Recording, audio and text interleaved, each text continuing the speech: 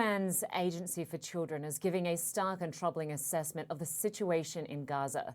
Unicef Chief Catherine Russell, who has just been to Gaza, describes, quote, grave violations against children. She says they include killing, maiming, abductions, attacks on schools and hospitals, and the denial of humanitarian access, all of which UNICEF condemns.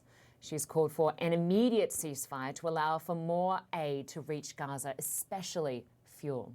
And Catherine Russell joins us now live. Catherine, we appreciate your time today. Thanks so much for joining us. Happy to, of course. So you entered the south of Gaza a little over a week into this war. Why was it important for you to be there, and what did you witness? Yeah, so you're right, Lynda. I was there just a couple of days ago, and it was really horrifying to see it, honestly. It's such a bleak landscape. It's the place where I went is called Khan Yunis, and I visited a hospital there called the Al Nasser Hospital. And it was just surrounded by just teeming numbers of people who were camped out around the hospital. People were living in the hospital. In every hallway I saw, there were people sleeping or living with blankets and things, and really trying to stay there to be safe.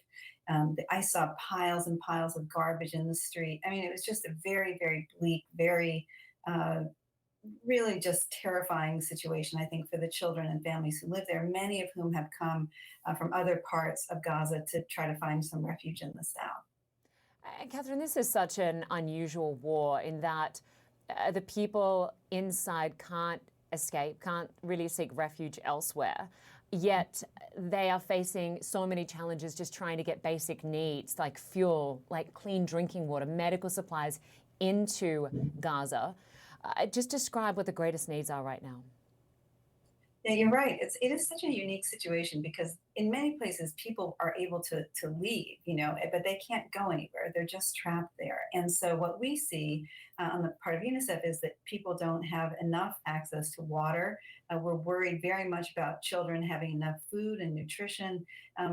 We're worried about basic things like medical supplies and diapers, all the things that anyone needs for their children. We're just having trouble getting enough into the area and having the key thing for us, which is humanitarian access so that we can move around and get the supplies needed to the population that's there. And that makes it so challenging for us to do our work. And that's why we've called again and again for humanitarian access so we can get our people safely there. I mean, they're already there, but honestly, most of them are, trying to do their work while also seeking cover, but get people there who can move around and get supplies to the population who desperately, desperately need them.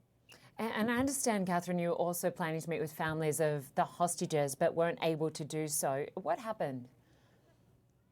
Well, I was scheduled to go, I was in Gaza, and I was scheduled the next day to go to Israel to meet with some of the families of the children who were abducted, which is also a horrific situation. But unfortunately, we had a car accident. My car kind of tumbled over, and I'm fine. Everyone in the group was fine, but I'm just a little banged up. So I came back, and then I'll go back to the region in a couple of weeks.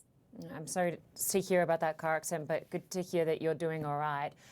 But we can't overstate, certainly, the risks in Gaza, especially for aid workers. This, of course, is the deadliest conflict ever for UN workers, right? The deadliest in just 6 weeks. Yeah, yeah, over 100 aid workers have been killed from the UN. And, it's interesting. I was with one of our aid workers there, a UNICEF staff member, who was telling me so proudly about the work she was doing to provide some water program that we were doing and how much the population needed it. And she was really excited about it. The next sentence, she said, well, I have lost 17 members of my extended family. And I thought, good Lord, these people are so dedicated, working so hard, but they're at risk themselves. Their families are at risk. And she said she has 4 children. She's worried about them. I mean, you can imagine, just like any parent, just worrying about what's happening to your own family while you're trying to help others. So they're really courageous aid workers. I have to say the UNICEF staff is amazing. They're working so hard, but it is a very, very complex and very difficult situation. And Catherine, I read at the start of this a quote from you about the fact that during this conflict, we've seen hospitals, schools, shelters continually attacked in this war. We have heard claims by Israel that there was a Hamas command and control center under Shifa Hospital, which is why they went and conducted the raids there. They're yet to show any evidence of that. What do you make, though, of the fact that these sort of places, particularly hospitals, which are not only being used to treat people but shelter people, are continually being attacked?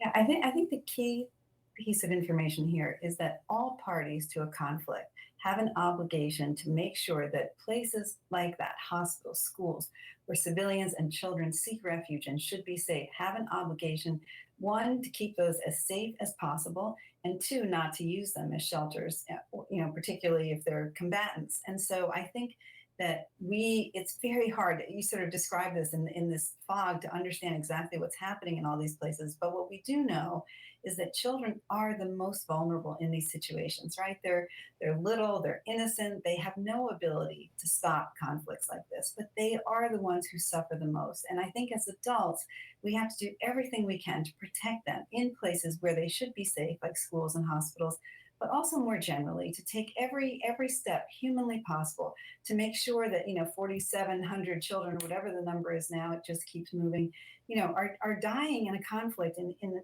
as you say, 5 or 6 short weeks. I mean, it's really devastating. And I think all children need to be protected from things like that, from abductions. It's all terrible. And I think we as adults have got to do better by children. Absolutely. Catherine Russell, Executive Director of Unicef. You and your team do such an amazing job. We really appreciate your time, and I hope to speak to you again soon. Thanks so much. Appreciate it. Well, you were watching Connect the World live from CNN Center in Atlanta. Still ahead, APEC leaders are wrapping up their summit in California. We'll have another look at the big meeting between US and Chinese presidents and what it means going forward.